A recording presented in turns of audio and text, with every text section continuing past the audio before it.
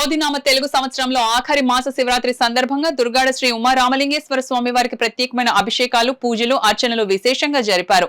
అధిక సంఖ్యలో భక్తులు స్వామివారిని దర్శింప చేసుకున్నారు. కాకినాడ జిల్లా పిఠాపురం నియోజకవర్గంలోని దుర్గాడలో కొలువై ఉన్న శ్రీ ఉమారామలింగేశ్వర స్వామివారి ఆలయంలో ఈ తెలుగు సంవత్సరానికి ఆఖరి మాస శివరాత్రి సందర్భంగా ఆలయ అర్చకులు దత్తు వీరబాబు దీక్షితుల ఆధ్వర్యంలో స్వామివారికి పంచామృతాభిషేకాలతో పాటు వివిధ పండ్ల రసాలతో, సుగంధ ద్రవ్యాలతో ప్రత్యేకంగా అభిషేకాలు చేశారు. అనంతరం వివిధ రకాల పుష్పాలతో స్వామివారిని దివ్యంగా అలంకరించి నీరాజన మంత్రపుష్పం అందించారు. అధిక సంఖ్యలో భక్తులు వచ్చి స్వామివారిని దర్శించి తరించారు.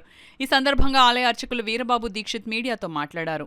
దుర్గాడ గ్రామంలో ప్రసిద్ధిగాంచిన శ్రీ ఉమారామలింగేశ్వర స్వామివారి దివ్య ఆలయంలో ఈ రోజున మాస శివరాత్రి సందర్భంగా ప్రత్యేక పూజా కార్యక్రమాలు జరిగాయి.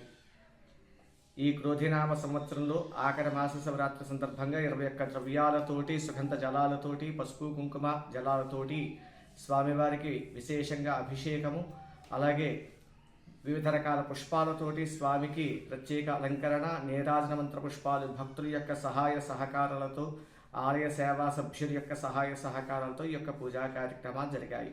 హర హర మహాదేవ, శంభో శంకర హర.